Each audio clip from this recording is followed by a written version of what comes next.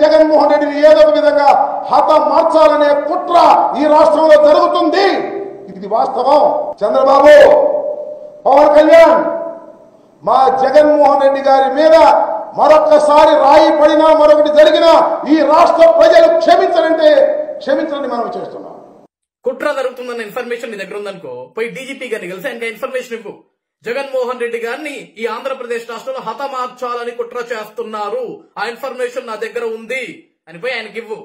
అంతేగాని నీ దగ్గర ఇన్ఫర్మేషన్ పెట్టుకుని మీడియా ముందుకు వచ్చి గట్టిగా ఆవేశపడి అరిస్తే ఆయాసం తప్ప ఏమీ రాదు.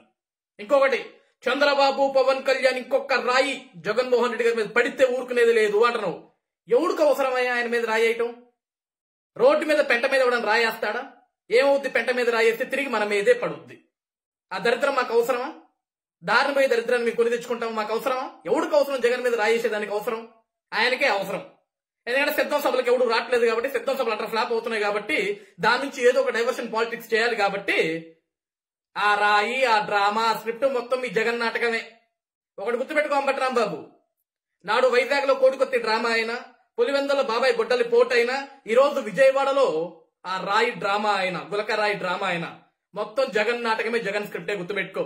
నిజంగా జగన్మోహన్ రెడ్డి గారి మీద దాడి జరిగింది, అది వాస్తవం అయితే గతంలో వైజాగ్ ఎయిర్పోర్ట్ లో కోడికొత్తి జరగంగానే వాళ్ళ అమ్మగారు విజయమ్మ గారు వెంటనే వచ్చారు, వాళ్ళ చెల్లెల్లో షర్మిల గారు వెంటనే వచ్చారు. జగన్కి ఏమైపోతుందన్న భయంతో వచ్చారు. ఈ రోజు వాళ్ళ తల్లిగారు లేదు, చెల్లిగారు రాలేదు అంటే జగన్ ఆడుతుంది జగన్ నాటకం, జగన్ ఆడుతుంది జగన్ డ్రామా అని తల్లిగారికి తెలుసు, చెల్లిగారికి తెలుసు. కాబట్టి ఓను గుండెలు బాధేసుకో, మాకు అరిసి అరిసి అయి ఆయాసనటం తప్ప ఆడ ఊడేది ఏమీ లేదు. కాబట్టి నీ దగ్గర ఇన్ఫర్మేషన్ ఉందనుకో, మనిషి జోబులో పెట్టుకోకు, తీసుకెళ్లి డీజీపీ గారికి. ఓకే, పో.